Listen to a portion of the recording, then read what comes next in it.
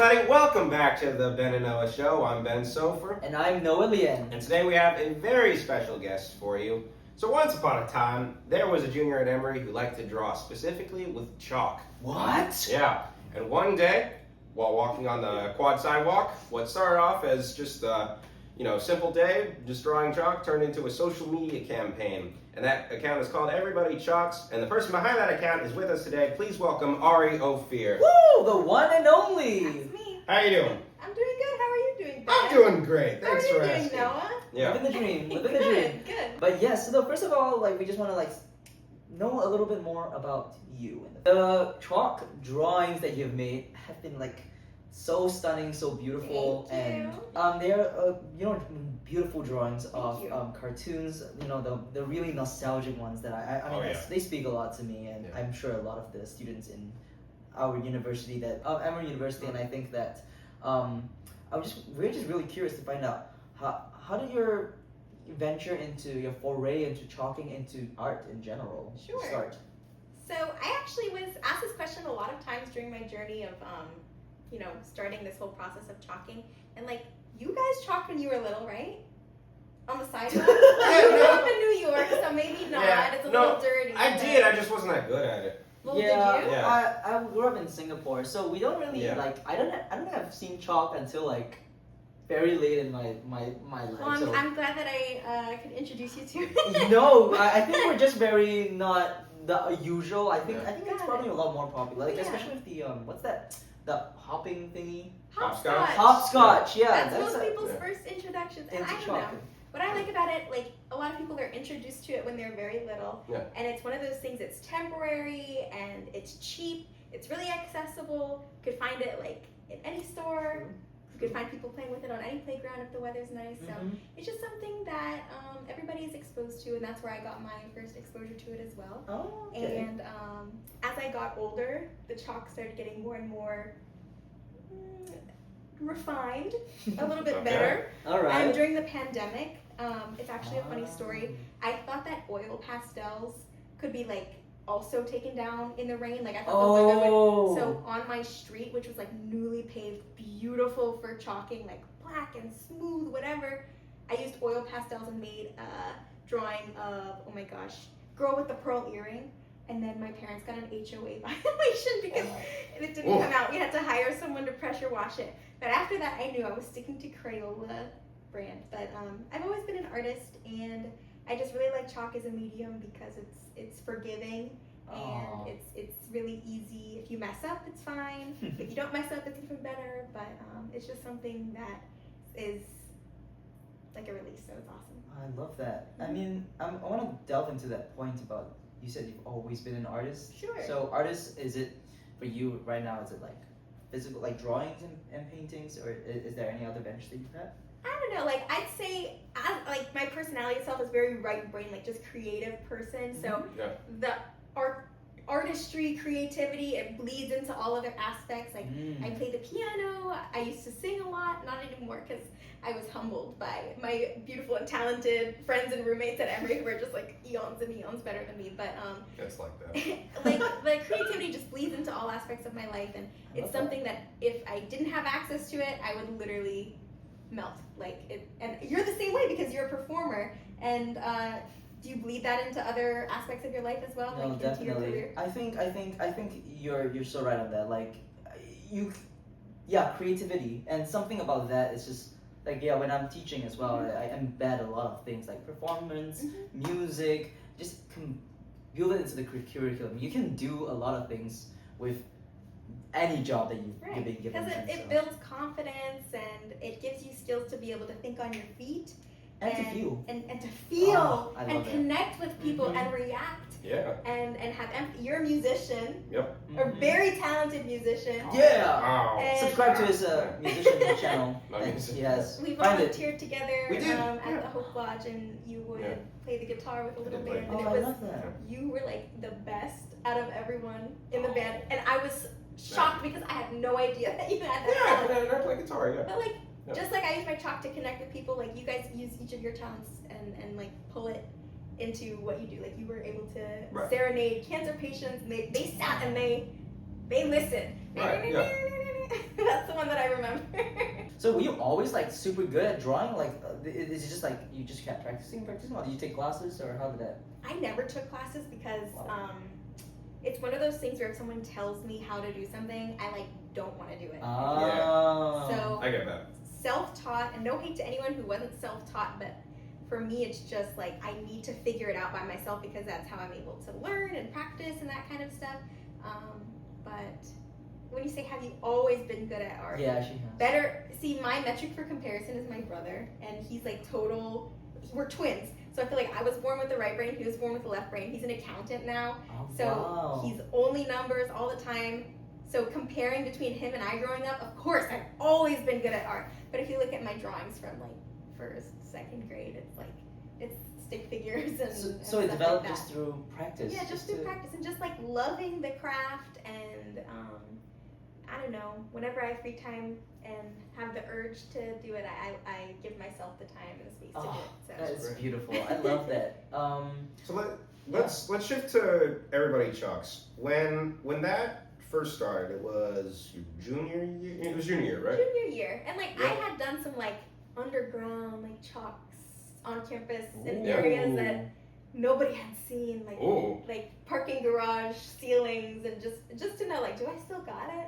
Do I? Yeah. And then finally, I don't know, I was feeling kind of down coming back from winter break in junior year, and I don't know, I decided if it was something that I would like to Wow. see and it would cheer me up at the beginning of the semester, then Yeah. maybe it would help other people. And it was crazy because I remember looking at the weather that day, and it was 38 degrees, and I had to buy mittens from Target just to be able to like blend the chalk without getting frostbite on my fingers. And that first one was outside of Convocation Hall. Was that the And Snoopy one? It was, yeah, it was the Charlie Brown one, and it was I don't know the characters' names. I know one of them was Charlie Brown. Bruh. I think it was Charlie Brown and Linus. Yeah. And I remember that one. I saw The it. blanket. Yeah. something like Linus has the blanket. Linus is the Yeah, blanket. Linus is the one with the blanket, yeah. He's attached from this one to the blanket. Mm-hmm. Yeah.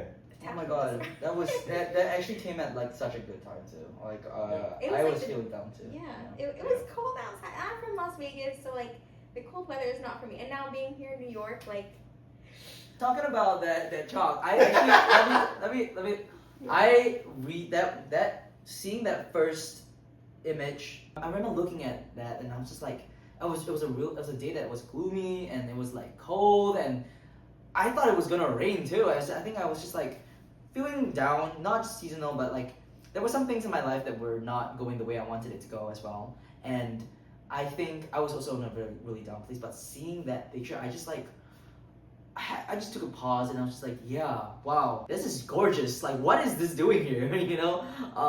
And I stopped it into a picture and I just like saved it for myself. I sent it to a bunch of friends and I was just telling them like, you guys have to come on and like look at this. I know it's just like it's just like, oh, it's just a picture, but like to think that someone sat there, like I think a lot of the times it's just like when you say something's homemade or like I knit this from hand or I made this myself, it means so much more. Because like to think that someone actually came here, sat down and made it, I think that hit me like hard, and I was just like, wow, I am really impacted by this thing, and I thought it was gonna be a once-off thing, but then I started seeing it pop up everywhere, and I was just telling people about it, and then that's when I somehow got word of this wonderful person, and I was like, who is this person? Like that is. I still really- don't even know. Yeah, we're all finding ourselves. Yeah, but that was, I think you impacted a lot more people than maybe you even realized, but that was a No, I appreciate that. She You definitely That's did. like that's the whole point for me. But it's also it was also a way for me to become more connected and live in the moment, get off my cell phone and just like sit Yeah. and do something not only for myself but for the enjoyment of others in a completely detached way where I don't physically have to yeah, perform or something. perform or anything like that. Like I would sometimes wake up at like 6, 7 a.m. like Oh. knowing that nobody would be out there see me, and College kids, yeah. I would just completely disconnect. I remember when your account first started, Mhm. and I am proudly one of the first like Thank 20 or 30 followers. Thanks so much. And it's grown a lot since then, and I remember Yeah. it grew very quickly. At any point during when, like, as this growth was happening, like, were you at all, like, thinking about, like, how it was growing, or were you just doing your thing? No, I was just doing doing my thing. The Instagram account is more of a way to preserve it because, Yeah. as you know, chalk is destroyed by weather and by feet and all that kind of stuff. Yeah. So it's just a way to, you know, save it, show, hey, look, I did this at one point, and if anyone wants to find it and, you know, use it for their own joy or repost it for other people's joy and stuff like that, then totally fine. My goal isn't to grow it and get thousands and thousands of followers, but it's mainly for the people that find it. Those are the lucky ones. It's the same with as you find it on the ground. Those are the lucky ones. Those are the ones who, you know, when they're walking, they put their phone away from their face and they actually took a second and observed the world around them and lived in the moment, connected with time and space as they should, as our ancestors would have wanted. So that's kind of how it exists in the online world too, even though that's not exactly how my ancestors would have wanted. I mean, that's still really cool. I really like that concept of just like being authentic. Be present. Yeah, exactly. Yeah, like not doing things, oh, it's good for the algorithm or you know something exactly. like that. It doesn't need to be. Because I don't use hashtags. I don't do any of that. I don't boost. I don't use bots or anything. But there's some people that are faithful reposters, and I appreciate that. But the goal isn't to grow exponentially. It's just, you know, as many people that see it, that's a good thing. But that's not always the goal. Yeah. I think that's what it should be. Yeah. Honestly. So after Emory, are you continuing to? Yeah, I've continued it, but I didn't realize how different the summers were here in comparison to Atlanta. Like the heat here, even though it feels cooler, I literally wanted to melt and die on the sidewalk the first time. It's that the I concrete. That's why. It's the concrete. Atlanta concrete is very different. And there's trees. There's more trees. Wait, so you were talking in the public concrete, like?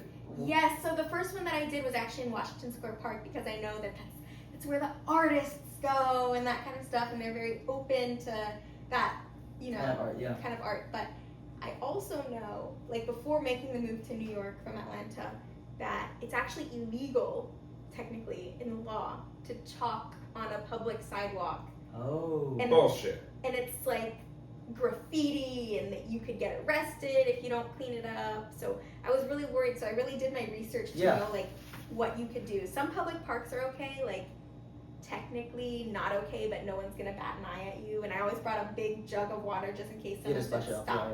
But Washington Square Park, there's chalk everywhere. Especially because that's where NYU campus is, and just like Emory has students expressing themselves in chalk on campus, like that's kind of the canvas for NYU students. So, which I found pretty cool. There were just so many people, so many feet to like be like, get away, I'm still working. Yeah. But I had to leave immediately because I knew the second I left, it was just gonna get walked over. But it's okay. That's part of the process. Yeah. It's on the ground. It's gonna get walked on. That's one of the things I had to accept and teach myself that it's okay, because as long as I got the pick, it's okay. Yeah. So. No, that's awesome. It's finite, and it's precious. I think, like Banksy kind of, right? Like, you know, when he shreds things, it's like, I mean, it's pretty cool that you think the value goes up when people. I think the value goes up when there's like, it's not value maybe, but I don't mean value. I think there's something special about something that's just like for a limited time or for like. I agree. Just a moment. I agree. It exists for just a moment, and that's okay. That's kind of life too. As everything does. So. Yeah, it is. That's life. Well, that's so deep. Profound. Wow. That's profound. I think that's really cool. And you are going to continue chalking? Sure. Yeah, I've done a couple here in New York. I've done New Jersey one or two in New Jersey. In New Jersey, the thing is where I live, it's just so residential. The streets are very quiet. Even though it's the first town after the George Washington Bridge, it's very suburban, settled, stuff like that. People drive through it, I guess. People drive through it. Very transient place to be. So I'm not a big fan, not because I need attention constantly, I need everyone to see it, but just because I feel like nobody sees it. I need at least one person. At least one person. Sometimes I don't. Sometimes it's just for me. But it makes me feel better when I know that other people are going to see it. That's so valid. I did one in Washington Square Park. I did one in one or two in a park in New Jersey, and the last one I did was near Columbia University. So I like the areas near universities because I think students, I feel like more than adults, like boomers and whatever my parents are, which is beneath boomers, they're more willing to observe the world around them, live in the moment, that kind of stuff. And they also connect more with the type of art that I do. That's an observation. Wow, I wouldn't expect it to be like that case. I thought they appreciate the tidbits, the small things. It's not about getting to the next errand or anything like that all the time. Sometimes it's just about going on a walk and. Wow. Yeah.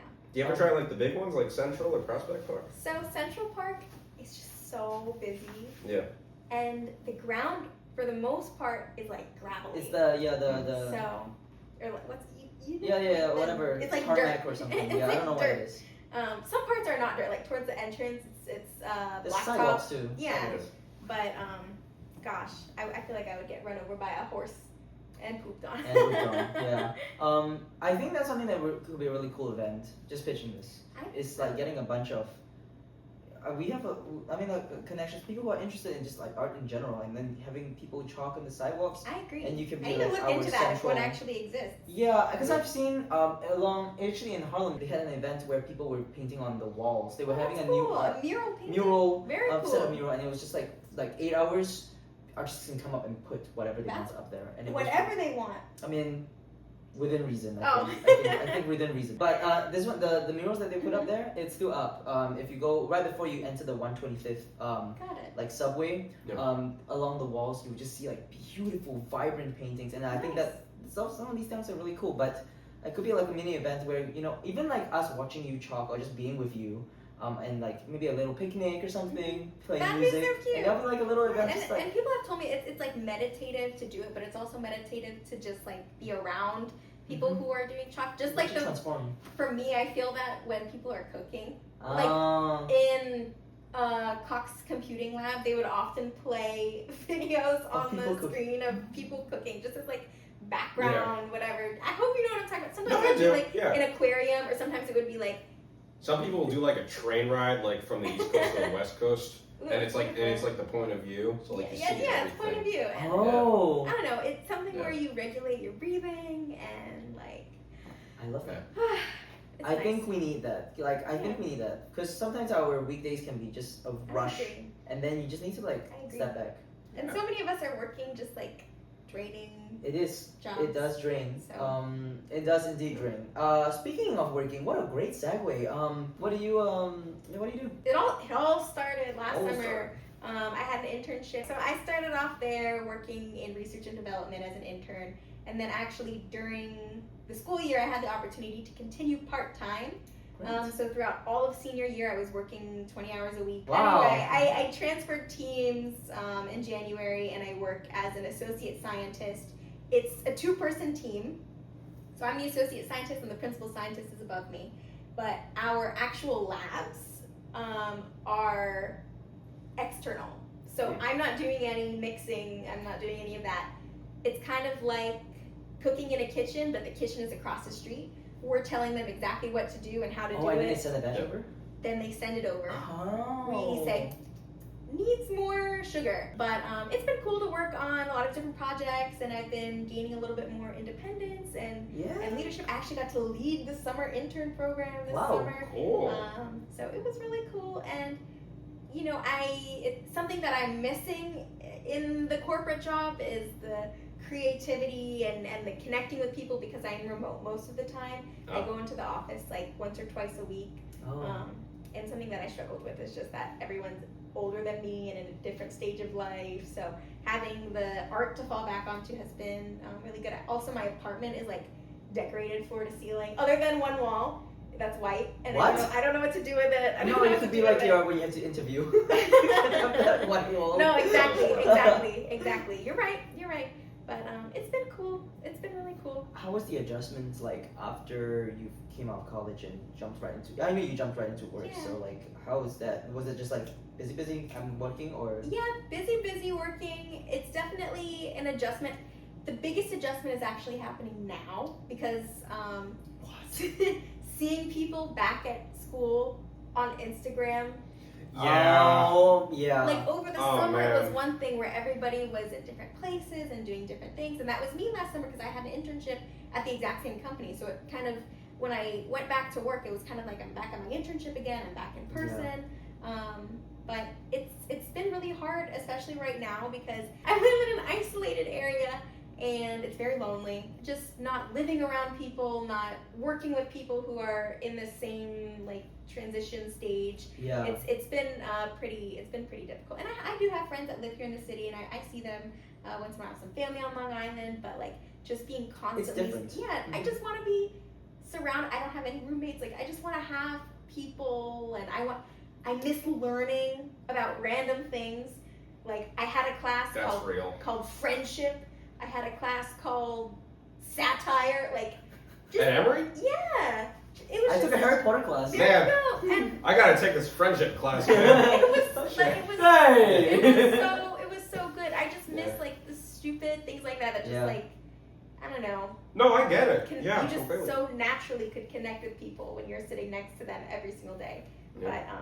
But I don't know. I took a stupid class at Emory. It was called Intro to Microeconomics. Shout out economics.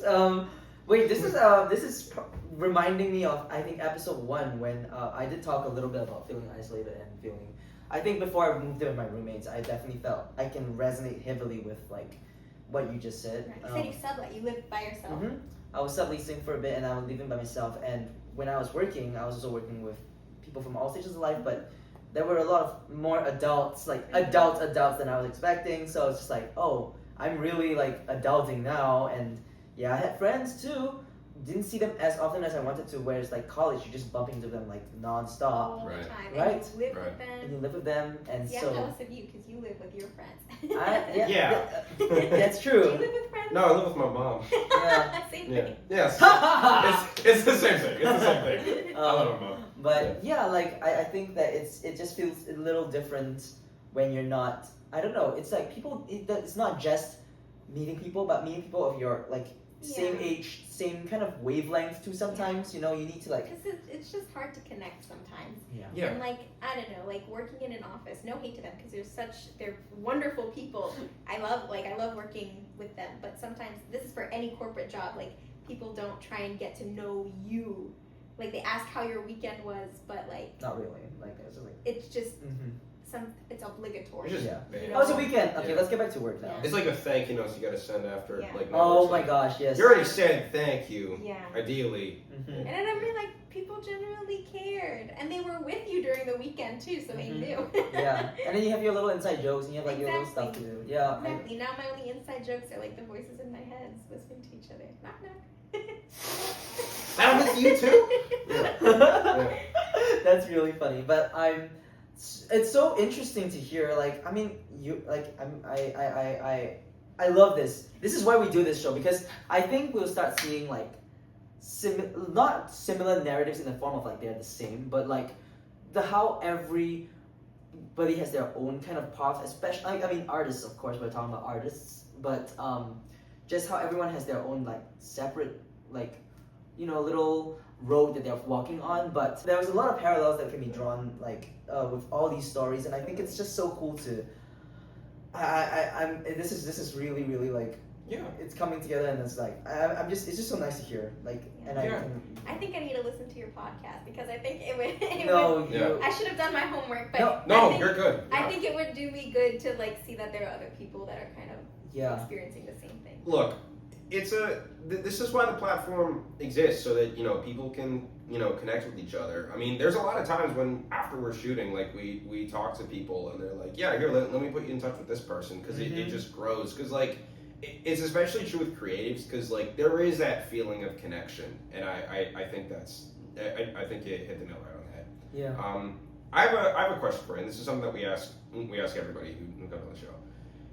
Where you are now, just like 5-6 months after graduating, compared to where you were then, what is a piece of advice that you would tell yourself 6 months ago, or students at Emory or whatever university they're at right now, that when you're on that other side of the plane? I would definitely say to not take it for granted, because I always thought it was such a cliche when my parents said, these are the best years of your life, blah, blah, blah. But this transition has been really tough, and I thought it would be easier. So I would say, don't take it for granted, but also like do your best to prepare, build your resilience, and build your network, because that's something that I think I really could have done a better job with, because I do have people here and there are people that I could be closer with, but I just didn't do my due diligence and make those connections and reach out, because I think that sometimes the hardest thing to do sometimes is to like in friendships to make the first move, because I think in this I don't know, world of technology, instant gratification on social media, like it's so much easier to have those superficial connections, but since connection was what I was missing when I got here, I just wish that I had built my relationships more, and I'm doing my best to reach out more, and I'm also going to Emory alumni events. Hey! Early in the summer, I went to a Liberty game at the Barclays Center with Emory. I got to shoot one free throw. That's cool. Wait, what? I didn't make it. I made it. Oh, man. I'm so short.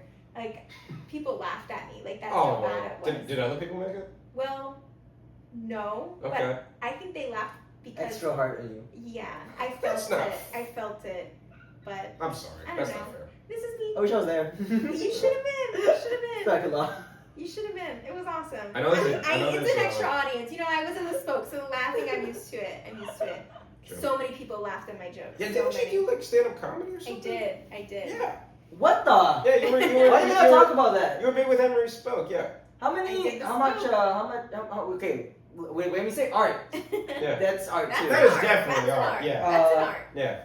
I really want to hear about that. Actually, can you talk to us a little bit Yeah, about? it was like the best group of people that I could have ever asked for. It was really profoundly shaped my college experience. Ah. Every Monday, just be in a room with the funniest people on Emory's campus. You think your friends are funny until you've been in a spoke meeting. Like, Wow. they are so funny. Like, just the ooze that just comes out of people's mouths sometimes. It's just Yeah. like, wow, Ooze. how did you come up with that? I didn't Wow. mean to say ooze. It's the first word that came to my mind. But it's like, how did you come up with that? And I was not the funniest person there, at all. Is that the first time for you? First time? First time what? Being not the funniest no, person? no. It was just nice to be around like so many like-minded people who could just like literally say anything and it would be funny. Like, it was Wow. hilarious. Awesome. That sounds so cool. But it was like brain rot garbage sometimes, but I ate it up. It was so good. I miss it. And I contemplated like going into the stand-up comedy scene in New York. but Really? after going to different shows and different locations, I'm thinking about doing that. like, I'm just so scared of it. Because just like I said before, like the hardest thing to do is to make the first connection. Sometimes the hardest thing to do is to do something for the first time. Yep. Like, Yeah. once you do it for the first time, you're golden. But it's getting there that's just, terrifying.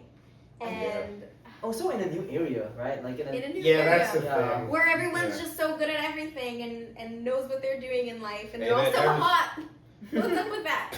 Hot and funny. yeah, like actually pick a non-straight. That's not one. stand-up Yeah. comedy. I don't know what you're talking about there. No, that's really okay. Wow, you have done a lot. You're a jack of all trades. Really, Yeah. master of all. Yeah. Ari, thank you so much for taking some time out of Thank you. Thank you very much. Thank you. Thank you so much for watching this, and we want to give a huge shout out to all our everyone who's listening in and who's tuning in from all those platforms. In the universe. In the universe, yeah. Thank you for our audience, the universe, and thank you once again, Ari, for your Thank time. you guys. This is Yep. I'm Ben Soffer. and I am Lian. Thanks for watching. Have a good week.